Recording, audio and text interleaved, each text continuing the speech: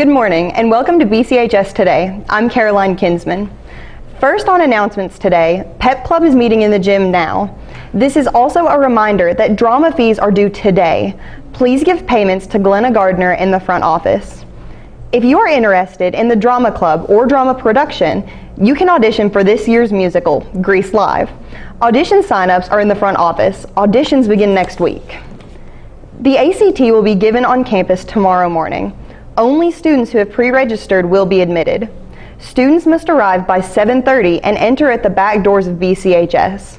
Those taking the test must bring an approved ID and admission ticket with pencils and an approved calculator. Next week is homecoming week. Each day will be a different theme. Monday is Pajama Day, Tuesday is Tourist Day, Wednesday is USA Patriot Day, Thursday is Country Day, and Friday is football attire along with burgundy and gold. Any additional questions can be directed towards Pep Club Presidents Max Hutton and Sailor Botts. To celebrate Homecoming Week, there will be a door decorating contest for WIN groups. To compete, WIN groups must complete their door by Tuesday, September 11th. The theme will be Grill the Gators, as the Trojans take on the Greenwood Gators. A prize will be given for the best door. Any student wanting to join the Y Club needs to stop by room 12 and get a KYA conference packet from Mr. Steenbergen. Y Club and Social Studies Club dues are to be turned in by Friday, September 21st. Tuesday marks the 17th anniversary of 9/11. 3 individuals shared their experiences of September 11th, 2001 with the Trojan Times. I am Dolores Smith, and I will never forget that day. I'm Michael Hale, and I will never forget that day. I'm Todd Steenbergen, and I will never forget that day. I remember arriving at school that day and parked in the back, and my room was actually at the end of the English hall. We had a mobile classroom with 2 rooms in it, and I was out there, and I didn't have a long walk, but I remember thinking how beautiful the day was. Take a look at the highlights for today. New York City, beautiful day here. I received a call momentarily, and it was my wife, and she just said, turn the TV on, and that was it. And okay, wonder what's going on. So I turned around, turned the TV on in my classroom, and there the tower was in flames, one of the towers, and it wasn't long before Charlie Gibson, Diane Sawyer with Good Morning America, as they were broadcasting, the plane hit the second tower.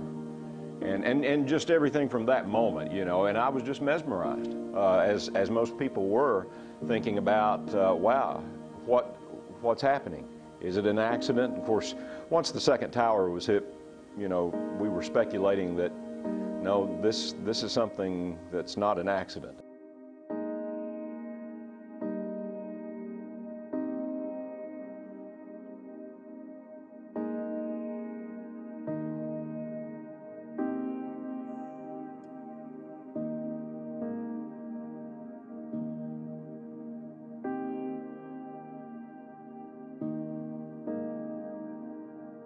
And that was one of those moments that, looking back, but even then you knew this is something I won't forget, where I was, what I was doing when it happened. On 9/10, I went to the hospital to have my child. I remember the day I was actually on duty that day, and we were doing our daily PT, and it came over the television, and that our World Trade Center had been attacked, and basically the United States had been attacked. There is a concerted attack against one of the towers of the World Trade Center.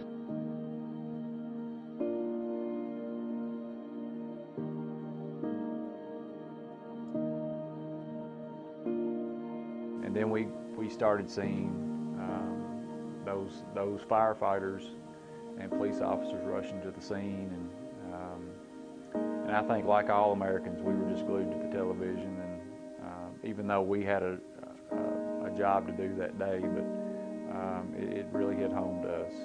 For my generation, that was one of those defining moments, I think. I think that was a wake-up call for our country. I thought to myself, what what have I done? I brought a child into the world, and here we are at war now. It was just on the threshold of everyone's imagination. I think it brought the nation together as a whole to mourn those people. You know, our hearts went out to them because, you know, that could have been anyone. And a lot of people had family members, you know, from Kentucky that worked in those places and that were affected. Everybody wanted to help, and it was pretty sad day. Everybody as a nation come together and prayed for one another and for strength and for our country, for our president, for the decisions he would have to make, how our country would go on and pick up after this. And from all over the states, people came, firemen, you know, first responders, everyone came to New York to help, and it was wonderful. It wasn't like we were just this state or that state. We were one country where, you know, we were whole as a people. It wasn't any more of maybe, you know, how people want to say different nationalities. Everyone came together. It was just like we were all just one people and everyone praying for everyone.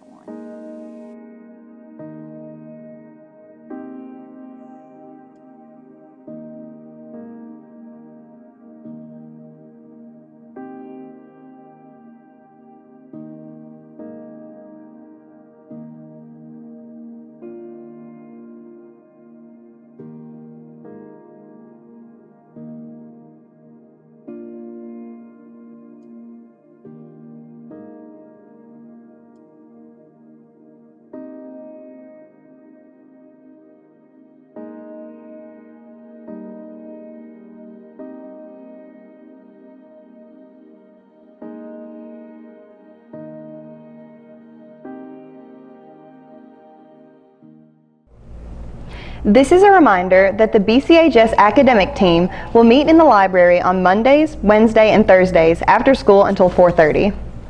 Students planning to join Beta must turn in dues by Friday, September 14th. Dues are $30. Money can be turned in to Beta sponsors until then. The new BCHS Travel Club is now accepting members. Any student who is interested in joining can see Mrs. Dyer or Mrs. Esters. The deadline to join is Friday, September 28th. Dues are $5. On Monday, September 10th, students and staff who park in the CTC parking lot must park in other areas. The parking lot will be reserved for visitors throughout the day Monday. One BCMS student has changed the outlook of football at her school. Kicker for the BCMS football team, Hadley Adams, is the first female kicker. Barriers are being broken at Barron County Middle School. The BCMS football team has their first female kicker. I'm Hadley Adams, I'm 12 years old, and I go to Barron County Middle School. It's Adams' first year playing football and a completely new experience for her. Well, it's really different from any other sport that I've ever played because it feels like you have so many other big brothers and they're always there for you, school, practice, anything. They see you in public and I don't know, it's just like having another family. Adams shares her main motivation for joining the football team. The biggest thing was that girls are, like, most people think of them as weak and they can't do anything like guys can do. And I thought that this would really be my chance of showing them otherwise and that girls can do just as good or better than the guys can. But football isn't the only sport Adams is involved in. I play soccer. I've played since I was 3, so about 9 years. I start JV because varsity, if I played now, then I wouldn't be able to play junior or senior year. But I'm going to do the pep club, and I like to fish and hunt, and I like to paint. In hopes of inspiring other females, Adams shares this message. You can do anything if you have the right mindset, and that if you go in thinking that you can do it and that you're going to be good at it, then you can do it. There she goes. There she goes, right there.